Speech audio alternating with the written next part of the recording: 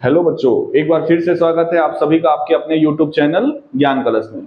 बच्चों, जैसा कि आपको पता है कि हम लोग यहाँ पर सीयूईटी की प्रिपरेशन कर रहे हैं। मैथमेटिक्स की क्लासेस में आपको यहाँ पर करा रहा हूँ, जिसमें अभी तक हम लोगों ने क्या पढ़ लिया है, रिलेशन एंड फंक्शन पढ़ लिया है, इनवर्स ट्रिग्नोमेट्रिक फंक्शन पढ़ लिया और मैट्रिक्स पढ़ लिया है। आज जो चैप्टर को हम लोग पढ़ने वाले हैं वो क्या है, डिटर्मिनेंट, जो कि आपका सिलेबस का चौथा चैप्टर है। ठीक है, इसके पहले के तीनों वीडियोस आप प्लेलिस्ट में जाकर देख सकते हैं।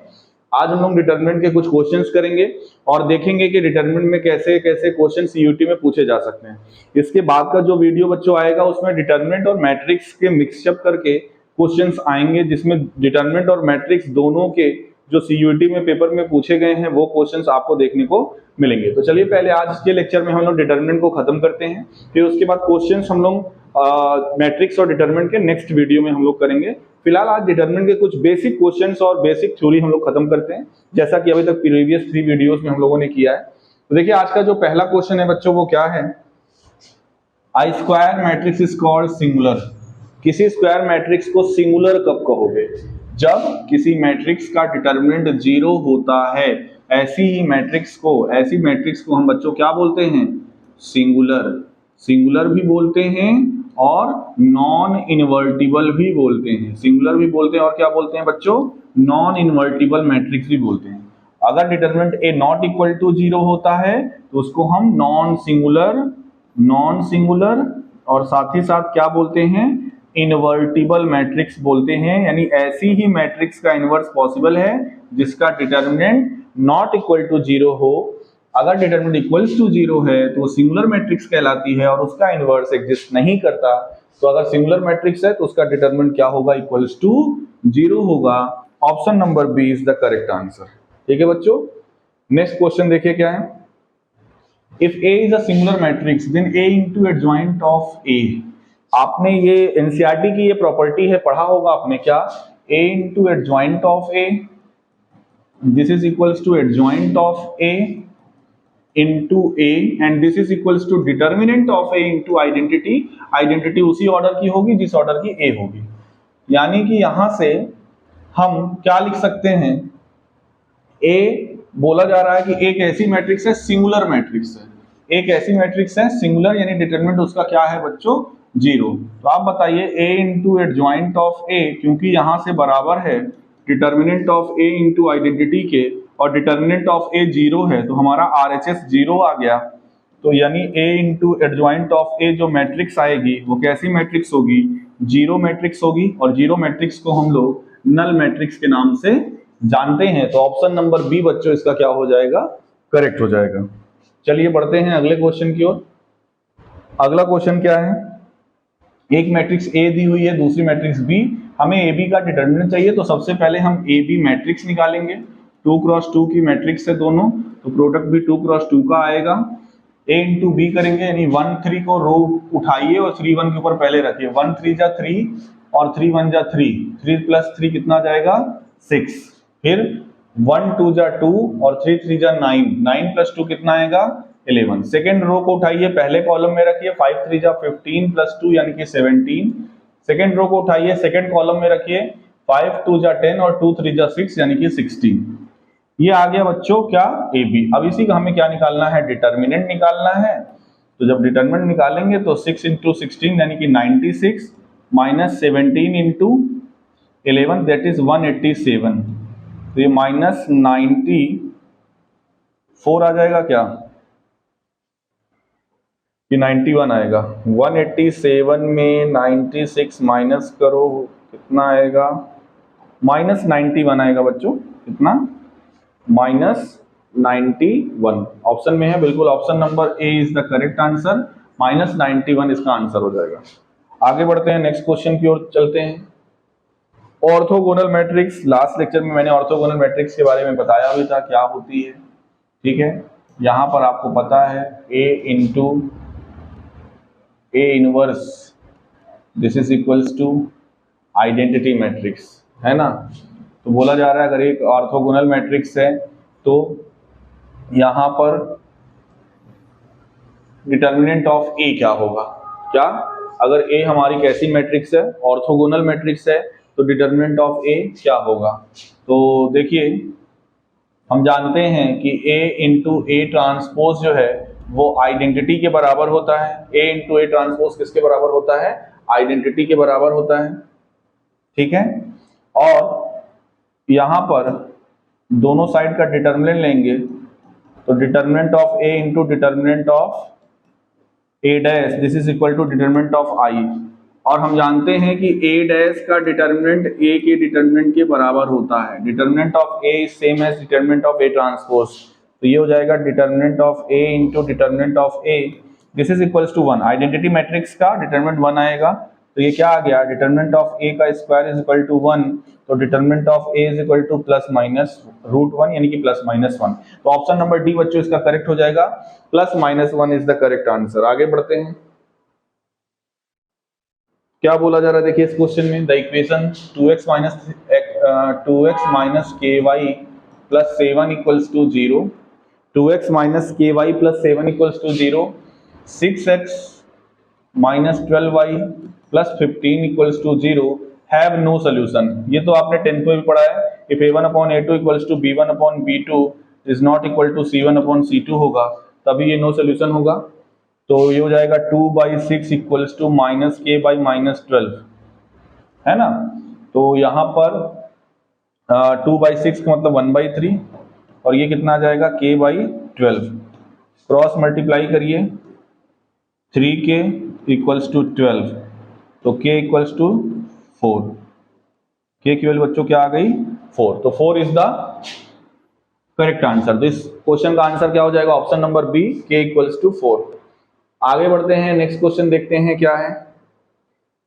The area of triangle with vertices this is 4 square unit, then find the value of k। ये एक अच्छा क्वेश्चन है, देखो क्यों अच्छा है अभी मैं डिस्कस करूंगा, थोड़ा सा ध्यान से देखिएगा इस क्वेश्चन को।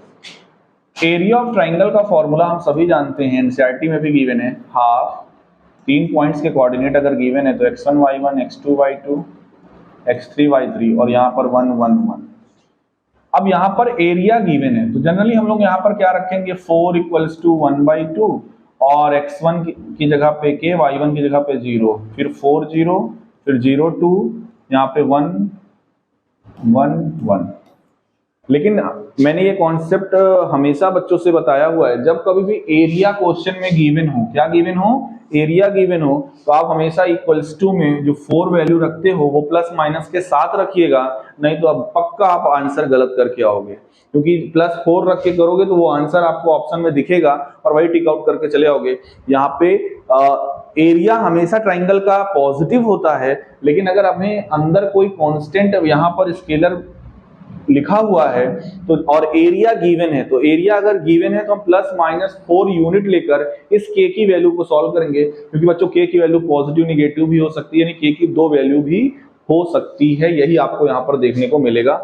तो फिलहाल अगर 2 को उधर क्रॉस मल्टीप्लाई कर दीजिए तो ये हो जाएगा 8 and this is equals to, determinant को सॉल्व करते हैं, k ले लीजिए, तो k लेंगे तो ये हो जाएगा 0 माइनस 2 दैट इज माइनस 2। 0 लेने का कोई मतलब नहीं बनता, सीधा सीधा लास्ट वाला 1 ले लीजिए और यहाँ पर आएगा 8 माइनस 0 दैट इज 8। तो आपको मिला क्या? Plus minus 8 equals to minus 2k plus 8, है ना। अब एक बार लीजिए प्लस साइन, यानी 8 equals to minus 2k plus 8। 8 उधर जाएगा 0 हो जाएगा, 0 equals to minus 2k, k equals to 0। सोचो अगर आपने केवल प्लस 4 लेके किया होता तो 8 ले आता यहाँ पर और k की वैल्यू 0 और ऑप्शन नंबर सी लगाकर आप सोचते तो मैंने सही किया है, जबकि ये गलत होता आपका आंसर। अभी तो एक आंसर आया है k की वैल्यू 0, क्योंकि हमने प्लस साइन लिया था। अब जरा माइनस साइन लेकर देखिए, यहाँ पर इस रिलेशन में माइनस साइन रखेंगे, minus 8 equals to minus 2k plus 8, 8 को उधर भेजेंगे, minus 16 equals to minus 2k, minus minus cancel out हो गया, k की वैल्यू 16/2 यानी कि 8। तो बच्चों 0 भी इसका आंसर है, 8 भी इसका आंसर है, option number B is the correct answer. ये छोटी छोटी मिस्टेक्स आपको पेपर में नहीं करनी है और ये तभी नहीं होगी जब आपको अच्छे से कॉन्सेप्ट क्लियर होगा, ठीक है। आगे बढ़ते हैं अगले क्वेश्चन की ओर। अगला क्वेश्चन देखते हैं क्या है। बोला जा रहा है ए बी सी की वैल्यू बताइए, तो सीधा इक्वल मैट्रिक्स का क्वेश्चन है। आप ऑप्शन से भी चेक कर सकते हो, जैसे कि बोला जा रहा है a माइनस बी बराबर -1 एक इक्वेशन बनेगी, 2a प्लस सी बराबर 5 एक इक्वेशन बनेगी, 2a माइनस बी बराबर 0 एक इक्वेशन बनेगी, और 3c प्लस डी बराबर 13 एक इक्वेशन बनेगी। आप पहली वाली और तीसरी वाली इक्वेशन को लेके सॉल्व कर लो। भाई पहली वाली a माइनस बी है और थर्ड वाली 2a माइनस बी है, तो क्या लिखोगे, a minus b equals to -1 और 2a minus b equals to 0। दोनों इक्वेशन को सब्ट्रैक्ट करिए, b कैंसिल आउट हुआ, -a equals to -1, a equals to 1। a की वैल्यू क्या आ गई 1, इक्वेशन नंबर फर्स्ट में रखेंगे तो 1 minus b equals to -1, minus b equals to हो जाएगा -2, माइनस माइनस कट जाएगा, b की वैल्यू क्या आ जाएगी 2, a की वैल्यू 1, b की वैल्यू 2। ऑप्शन देख लेते कहीं है, a की वैल्यू 1, b की वैल्यू 2, इसके अलावा तो और कहीं ऑप्शन में दिख नहीं रहा है ना 1 और 2, a की वैल्यू 1 और b की वैल्यू 2। आपको आगे निकालने की जरूरत नहीं है, सीधा ऑप्शन नंबर डी निकाल के आगे बढ़ जाइएगा। नहीं रखना है तो आप बिल्कुल एक बार इसमें a की वैल्यू रखो तो c की आएगी, इसमें c की वैल्यू रखोगे तो d की वैल्यू आ जाएगी। आप चेक करके देख सकते हो, ऑप्शन नंबर डी बच्चों इसका करेक्ट आंसर होगा।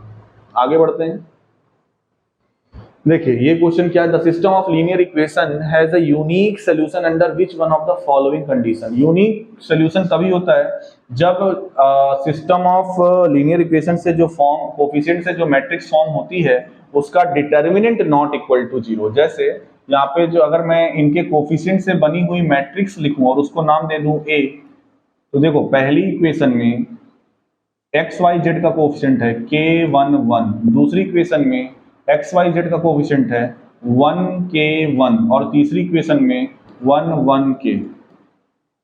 बोला जा रहा है कि ये जो है यूनिक सॉल्यूशन देगा। यूनिक सॉल्यूशन तभी देगा जब इस मैट्रिक्स का जो डिटर्मिनेंट होगा वो नॉट इक्वल टू 0 होगा, क्योंकि किसी भी मैट्रिक्स का जो इन्वर्स होता है वो यूनिक होता है। ये प्रॉपर्टी आपको एनसीईआरटी में थ्योरम के रूप में मिलेगी। इन्वर्स कैसा होता है, यूनिक होता है। तो यूनिक है मतलब इन्वर्स एग्जिस्ट कर रहा है, और इन्वर्स एग्जिस्ट करेगा तो डिटर्मिनेंट नॉट इक्वल टू 0 होगा। चलिए इसका डिटर्मिनेंट निकालते हैं और उसको नॉट इक्वल टू 0 पर कंडीशन रखते हैं। अगर हमने k ले लिया तो ये अंदर आएगा k स्क्वायर -1 ले लिया, -1 ले लिया तो अंदर आएगा k -1, और +1 ले लिया तो अंदर आएगा 1 - k। एंड ध्यान दीजिएगा this is not equals to 0, तो ये हो जाएगा k क्यूब -k -k +1 कुछ कैंसिल आउट हो रहा है, नहीं हो रहा है, तो 0 is not equal to k cube -k कितनी बार है, 3 बार है 3k, और यहाँ पर 1 कितनी बार है, 2 बार है, तो +2। अब हमें यहाँ पर k की वो वैल्यू देखनी है जिस पर ये 0 दे रहा हो। k की वो वैल्यू देनी है देखनी है जिसको ये क्या दे रहा हो। तो मिला के इस क्यूबिक पॉलिनोमियल का फैक्टराइजेशन देखना है और वही रिस्ट्रिक्शन हमें यहाँ पर निकालना है, क्योंकि determinant of a not equal to क्या होना चाहिए, 0। तो determinant of a not equal to 0 तभी होगा जब जो इसका सोल्यूशन आए, यानी अगर आपको मैंने कहा एक क्वाड्रेटिक क्यूबिक पॉलिनोमियल है pk equals to k cube -3k +2, find the zeros. इसके जीरोस निकालिए और उसी जीरोस पर नॉट इक्वल टू आप लगाइए k not equal to this, क्योंकि अगर वो इक्वल टू हो जाएगा तो इक्वल टू 0 आ जाएगा। k की जो वैल्यू आएगी, जो जीरोस होंगे उसी को रिस्ट्रिक्ट करना है, उसी को हटाना है, बाकी सब पे एग्जिस्ट करेगा। इसलिए देखो सभी ऑप्शन में k नॉट इक्वल टू दिया हुआ है। आप चाहो तो आंसर रख के चेक करो, चाहे यहां से इसके फैक्टर्स निकाल लो। जैसे हम यहाँ पर अगर p की k की जगह पे 1 रखें तो आएगा 1 -3 +2 दिस इज इक्वल्स टू 0, यानी k इक्वल्स टू 1 इसका एक 0 है, तो k इक्वल्स टू 1 नहीं ले सकते। तो k नॉट इक्वल टू 1 देखिए कहाँ कहाँ है, ना तो तीसरे में है, ना तो चौथे में है, पहले और दूसरे में है ना। या तो पहला ऑप्शन सही होगा या तो दूसरा ऑप्शन सही होगा। अब इसके लिए क्या करेंगे, एक में 2 है, एक में -2 है, तो पहले 2 रख के देखिए, 2 का क्यूब 8 होगा, -3 2 जा 6 +2, तो ये हो जाएगा 10 - 6 यानी कि 4। This is not equal to 0, यानी k इक्वल्स टू 2 तो इसका 0 नहीं है। -2 रखेंगे, -2 का क्यूब -8 और ये -2 × 3 +6 +2, बिल्कुल ये 0 आ रहा है, यानी k इक्वल्स टू -2 और k नॉट इक्वल टू -1। ये दो वैल्यू नहीं होनी चाहिए, बाकी सभी पर हमारा जो ये सोल्यूशन होगा इसका वो कैसा होगा, यूनिक होगा, k की ये रिस्ट्रिक्शन से। ठीक है बच्चों। आगे बढ़ते हैं। देखिए ये हमारा क्वेश्चन क्या कह रहा है। अच्छा, इसके बाद एक क्वेश्चन और है। बोला जा रहा है x y z all are different and not equal to zero. जहां पर जो क्वेश्चन में एक्स वाई जेड इन्वॉल्व है ये अलग अलग नंबर्स हैं और ये जीरो के बराबर तो नहीं है, तभी एक्स इनवर्स वाई इनवर्स यानी एक्स वन बाई, हमें चाहिए क्या, one by x plus one by y plus one by z बराबर वॉट। चलिए, और यदि और इसका डिटरमिनेंट जो है जीरो के इक्वल है, कुल मिला के इसका डिटरमिनेंट हमें निकालना है। तो आप पहले करिए क्या, थोड़ा सा चाहे तो सिंप्लीफाई कर दीजिए। R1 should be change by R1 minus R2 and R2 should be change by R2 minus R3। तो हमें डिटरमिनेंट क्या मिलेगा, देखिए क्या नहीं चेंज हो रहा है, R3 यानी 1 1 1 प्लस Z। R1 को R1 माइनस R2 से चेंज करेंगे तो यहाँ पे X बचेगा, यहाँ पे माइनस Y बचेगा, यहाँ पे 0 बचेगा। R2 को R2 माइनस R3 से चेंज करेंगे, यहाँ पे 0 आएगा, यहाँ पे Y आएगा और यहाँ पे माइनस Z आएगा। इस डिटरमिनेंट को एक्सपेंड करते हैं। चलिए, जब X लेंगे तो क्या मिलेगा, Y plus y z, minus minus plus Z हो जाएगा। माइनस माइनस प्लस Y लेंगे सेकेंड टर्म के लिए तो ये 0 हो जाएगा और माइनस माइनस प्लस Z हो जाएगा। यानी अगर मैं अंदर भेजूं तो x y plus x y z plus x z plus y z, और क्योंकि डिटरमिनेंट की वैल्यू किसके इक्वल दिया हुआ है, 0 के इक्वल, तो ये रिलेशनशिप बच्चों हमारे पास अभी आया है। यहां से हम ऐसे भी लिख सकते हैं x y plus y z plus z x, this is equals to minus x y z. अब ये एक्स वाई जेड से पूरी इक्वेशन को डिवाइड करिए, एक्स वाई जेड से, एक्स वाई जेड से। जैसे ही आप डिवाइड करोगे देखो क्या आ रहा है, एक्स वाई कट गया, 1 बाई जेड बचा, यहाँ से 1 बाई एक्स बचा, यहाँ से 1 बाई वाई बचा, and this is equals to minus 1। इसको आप ऐसे भी लिख सकते हो x inverse plus y inverse plus z inverse, this is equals to minus 1। और शायद इसी की वैल्यू हमसे क्वेश्चन में पूछा जा रहा था, तो इसका आंसर बच्चों ऑप्शन नंबर ए हो जाएगा, minus 1 is the correct answer. ठीक है, बढ़ते हैं अपने लास्ट क्वेश्चन की ओर। What is the minor of M23। ठीक है, माइनर चाहिए, माइनर वो भी कौन सा, M23। इसमें साइन से कोई मतलब होता नहीं, M23 यानी इसके रिस्पेक्ट में माइनर, सामने का कॉलम और सामने का रो हाइड करो, जो बच रहा है उसको डिटरमिनेंट के फॉर्म में लिख दो, 0 4 माइनस 6 2। ये क्या आ जाएगा, 0 माइनस माइनस प्लस 24। तो M23 की वैल्यू क्या आ गई, 24। 24 ऑप्शन में है, बिल्कुल है, option number B is the correct answer. तो बच्चों ये था डिटरमिनेंट के क्वेश्चंस। ठीक है, इसमें डिटरमिनेंट के हर टाइप के क्वेश्चंस आपने देख लिए। पिछले लेक्चर में हमने मैट्रिक्स के बारे में बताया था, तो फाइनली हमने मैट्रिक्स और डिटरमिनेंट तो करा दिया है। अब एक लेक्चर और इसके बाद जो मैं लेकर आऊंगा उसमें मैट्रिक्स और डिटरमिनेंट, क्योंकि दोनों एक दूसरे पर लिंकअप करता हुआ है, ज्यादा क्वेश्चन डिटरमिनेंट से पूछे जाते हैं, लिंकअप उसमें मैट्रिक्स का होता है, तो मैट्रिक्स और डिटरमिनेंट से लिंकअप करते हुए कुछ क्वेश्चन हम नेक्स्ट वीडियो में लेकर आएंगे, तब हम बढ़ेंगे कैलकुलस यूनिट की ओर। ठीक बच्चों, तो वेट करिएगा नेक्स्ट वीडियो के लिए, मिलते हैं हम लोग अगले वीडियो में, तब तक के लिए टाटा बाय बाय।